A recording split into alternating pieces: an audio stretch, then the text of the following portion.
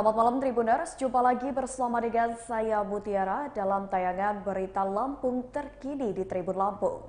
Kami akan menyajikan informasi menarik dan terkini untuk Anda dari berbagai daerah di Provinsi Lampung.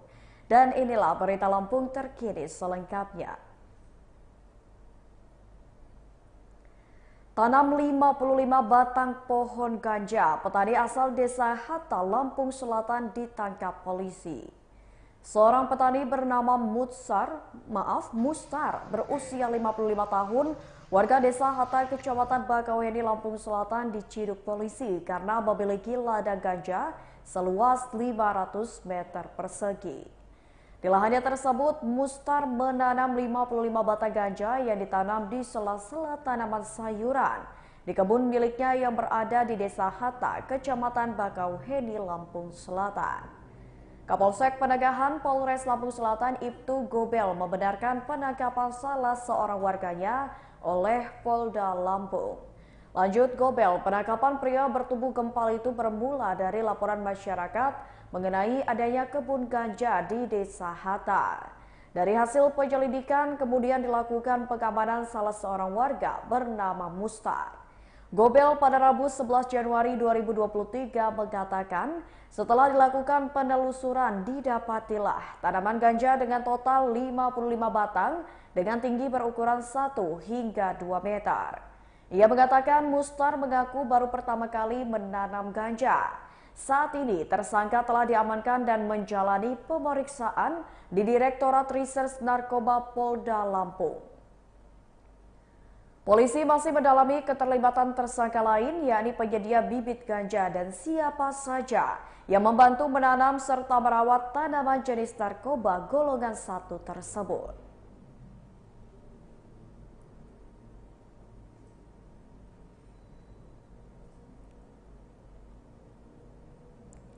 Sidang lanjutan JPU KPK minta hakim abaikan pembelaan Andi Desviandi. Pengadilan Negeri Tanjung Karang kembali menggelar persidangan dugaan suap penerimaan mahasiswa baru Universitas Lampung dengan terdakwa Andi Desviandi pada Rabu 11 Januari 2023. Persidangan mengagendakan replik dari Jaksa Penuntut Umum KPK atas pledoi yang disampaikan oleh Andi Desviandi pada sidang sebelumnya.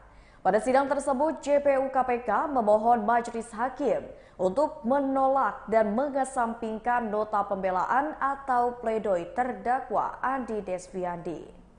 Menurut JPU KPK, Agung Satrio Wibowo, pihaknya berkesimpulan bahwa nota pembelaan atau pledoi dari terdakwa maupun penasihat hukumnya haruslah ditolak dan dikesampingkan.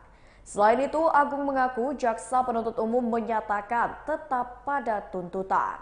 Terkait materi tanggapan atau replik, JPU KPK menyebutkan pembelaan Andi Desviandi yang memberikan pertanyaan mengapa hanya terdakwa yang dijadikan tersangka dalam perkara Akwo dan alasan terdakwa memberikan uang kepada Rektor Unila nonaktif Karomani dalam kaitan sebagai infak dan bukan pemberian suap.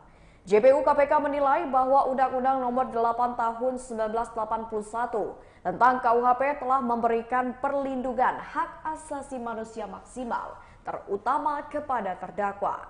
Selain itu, ia juga menilai beberapa putusan Mahkamah Konstitusi telah menetapkan perluasan objek pra-peradilan menyatakan bahwa penetapan tersangka masuk menjadi objek pra-pengadilan. Dengan demikian, hak-hak Andi Desviandi semakin diperhatikan dalam tata hukum acara pidana Indonesia. Agung mengatakan untuk proses penetapan tersangka Andi Desviandi ini pun KPK telah melaksanakan sesuai dengan ketentuan hukum yang berlaku. Tentang pertanyaan terdakwa menanyakan ihwal, mengapa hanya dirinya yang dijadikan tersangka pemberi suap, JPU KPK enggan menanggapi. Menurutnya hal itu bukanlah objek materi pledoi atau pembelaan terdakwa sehingga pihaknya tidak akan memberikan tanggapan. Kemudian JPU KPK juga tetap berpegang kepada surat tuntutan sebelumnya terkait pemberian uang kepada Karomani dianggap Andi Desviandi sebagai infak.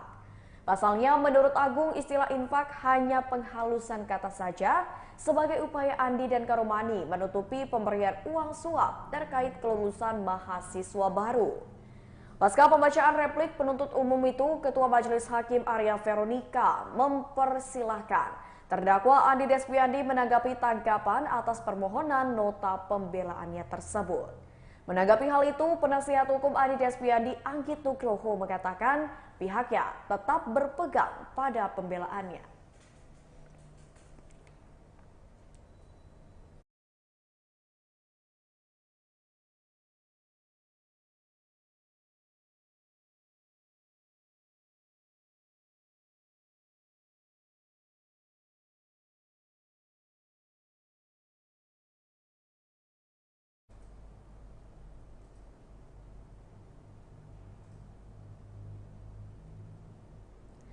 Kapolda lantik AKBP Alsyahendra sebagai Kapolres Pesisir Barat pertama. Kapolda Lampung Irjen Pol Ahmad Wiyagus memimpin upacara serah terima jabatan atau sertijab sejumlah pejabat utama dan 5 Kapolres baru di wilayah Polda Lampung pada Rabu 11 Januari 2023. Menariknya, dalam sertijab tersebut sekaligus melantik AKBP Alsyahendra sebagai Kapolres Pesisir Barat pertama. Kabid Humas Polda Lampung Kombes Pol Zahwani Pandra Arsyad mengatakan, ada 5 Kapolres dan 5 jabatan utama Polda Lampung yang dikukuhkan dalam upacara tersebut. Adapun sejumlah PJU Polda Lampung yang dimaksud yakni Kepala Biro SDM, Direskrimsus, Dires Narkoba, KASPN dan Kabid Keuangan. Sedangkan 5 Kapolres baru yang dilantik yakni Kapolres Pesisir Barat, Tulang Bawang Barat, Metro, Lampung Timur, dan Mesuji. Menurut Pandra, dari 5 pejabat tersebut ada 1 yang dikukuhkan, yakni Kapolres Pesisir Barat sesuai telegram yang dikeluarkan Polri berkaitan penunjukan Kapolres baru sebagai definitif. Ia mengatakan Kapolres Pesisir Barat saat ini dijabat AKBP Alsyahendra yang sebelumnya menjabat sebagai Kasubdit Gakumdit Lantas Polda Lampung. Sedangkan 4 Kapolres lain yakni Kapolres Tulang Bawang ditempati oleh AKBP Jibrail Bataawi. Kapolres Tulang Bawang Barat dijabat oleh AKBP Daru Istimawan sebelumnya dan Den Gegana Satbrimob Polda Banten. Lalu Kapolres Lampung Timur dijabat AKBP M. Rizal Mukhtar yang sebelumnya Kasubdit 4 Dit Intelkam Polda Lampung. Selanjutnya AKBP Heri Sulistyo Nugroho Kadit 1 Subdit Sumber Daya Mineral dan Perhubungan Dit Ekonomi Baintelkam Polri diangkat menjadi Kapolres Metro. Sehingga jumlah Polres di wilayah hukum Polda Lampung yang sebelumnya ada 14 saat ini sudah menjadi 15 Polres. Pandra menyebut dalam waktu dekat operasional Polres Pesisir Barat yang sebelumnya menginduk pada Polres Lampung Barat akan berdiri sendiri. Menyikapi pelantikannya sebagai Kapolres Pesisir Barat pertama, AKBP Alsyahendra menyampaikan rasa syukur atas amanah yang diberikan kepadanya. Menurutnya, jabatan tersebut tidak akan berjalan dengan baik tanpa dukungan dari masyarakat setempat. Lebih lanjut, Kapolres Pesisir Barat mengatakan program awalnya saat menjalankan tugas di Pesisir Barat adalah sosialisasi kepada masyarakat.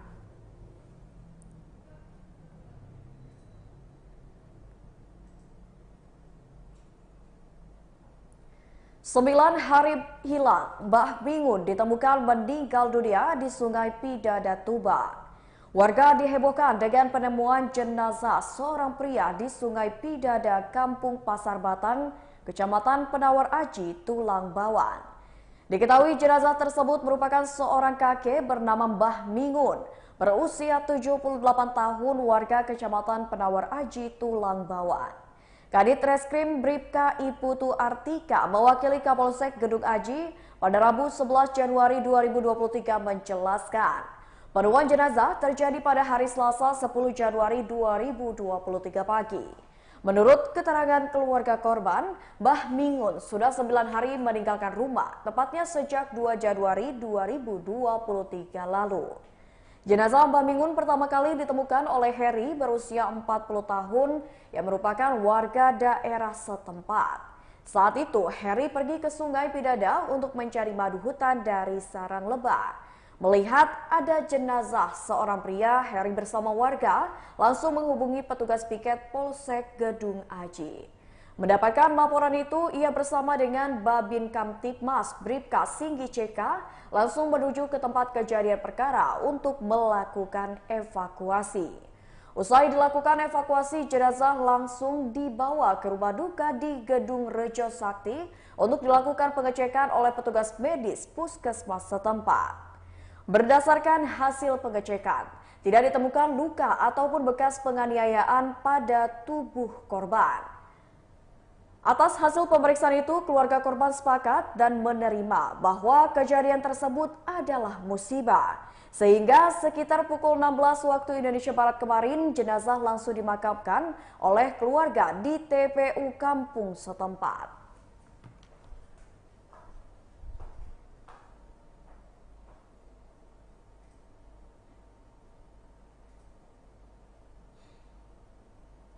Berita selanjutnya, pengusaha Lampung disebut bakal bangun super blok di Wai Halim, Bandar Lampung. Pemerintah Kota Bandar Lampung terus membuka keran bagi investor lokal maupun luar negeri yang hendak berinvestasi di kota ini. Kepala Dinas Penanaman Modal dan Pelayanan Terpadu Satu Pintu Pemerintah Kota Bandar Lampung Muhtadi Arsyad Temenggung mengungkapkan, sudah ada rencana beberapa investasi skala besar masuk ke kota Tapis Berseri. Namun menurut Muhtadi, pada Rabu 11 Januari 2023, hal itu baru rencana investasi, belum realisasi investasi. Salah satu rencana investasinya pernah disebut Wali Kota Eva Duyana, yakni rencana pembangunan superblok oleh investor swasta di kawasan Wai Halim. Adapun lokasinya ada di depan Transmart dan lahan itu sudah dikuasai oleh swasta. Luas lahannya sendiri sekitar 20 hektar dan yang akan dipergunakan untuk pembangunan superblok sekitar 10 hektarnya.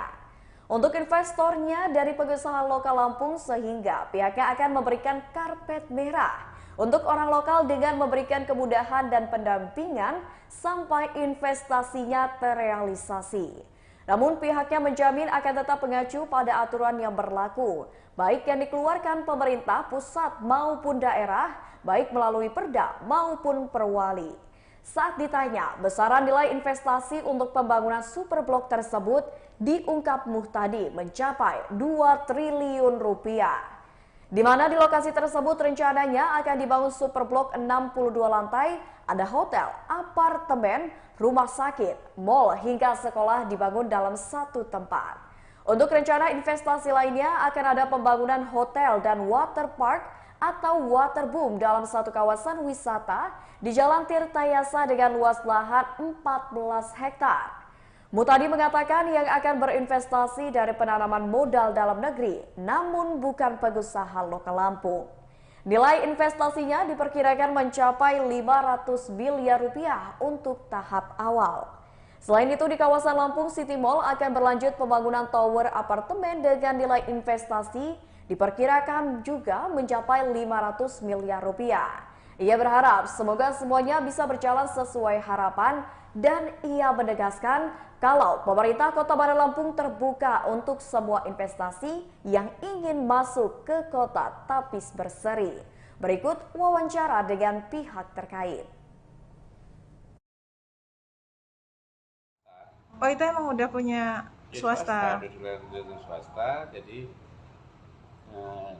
ya alhamdulillah ada investasi masuk di Kota Bandar Lampung dan itu dari pengusaha lokal. Oh, pengusaha lokal Lampung. Ya, artinya ya kita harus memberikan, kalau istilahnya karpet merah lah ya. Yeah. Artinya kita memberikan kemudahan, pendampingan, ya.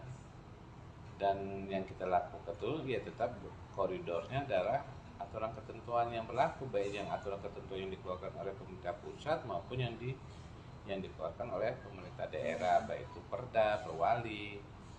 Nah, ini kita melakukan pendampingan sampai dengan investasinya ini terrealisasi. Besarannya berapa? Kan dalam rencana pasti udah ada. Lumayan. Berapa triliun? 2 triliun. Oh. 2 triliun. Ya, Superblok itu berarti terpadu, ada apartemen, Ada apartemen, mall. ada hotel, ada mall, ada rumah sakit, ada sekolah, ada perumahannya. Nah, ini kan sudah ada di daerah Teluk Betung, City Mall itu Pak, kan itu rencananya ke depan bakal jadi superblok juga. Nah, ini berarti apakah bisa disebut juga pemerataan gitu Pak? Karena kan ini yang rencana di superblok WH Halim kan berada di tengah kota gitu, bukan di daerah kawasan Teluk atau pinggiran gitu. Bisa termasuk pemerataan investasi nggak? Wilayah maksudnya? Enggak, kita enggak ngapain ke situ ya, Pak? Seperti itu. Lebih Kalau ke bagaimana investor memilih kalau berarti? menentukan lokasi itu investor, tapi yang jelas titik lokasi yang akan dia bangun harus sesuai dengan peruntukan ruang. Pada saat dia peruntukan ruangnya sesuai.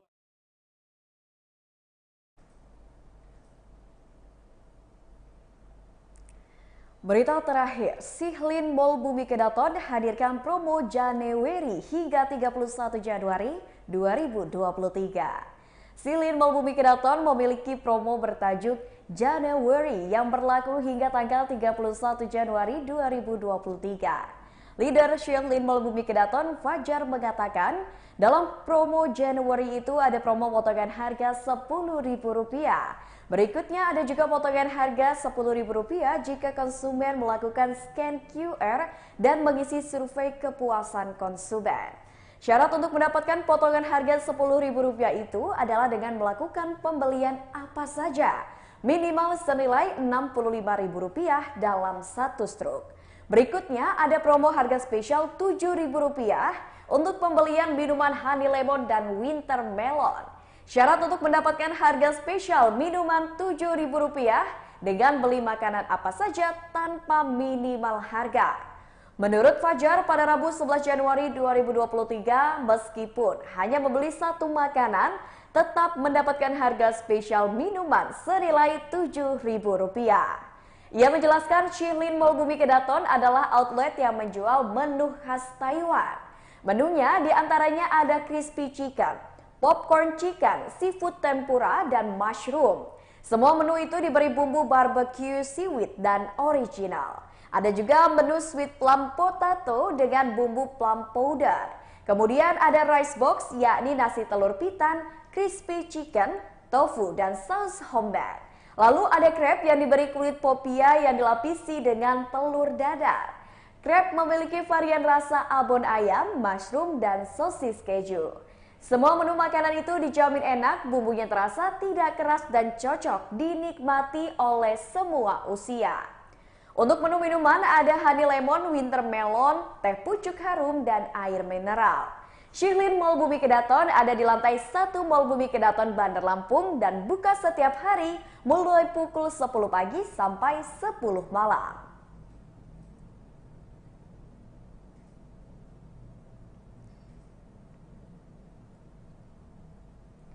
Baiklah Tribuners, itulah berita Lampung terkini bersama dengan saya Mutiara. Jangan lupa untuk terus saksikan tayangan Tribun Lampung di Facebook Tribun Lampung, YouTube Tribun Lampung News Video, Instagram @tribunlampung dan TikTok @tribunlampung untuk informasi terupdate lainnya. Selamat malam dan sampai jumpa.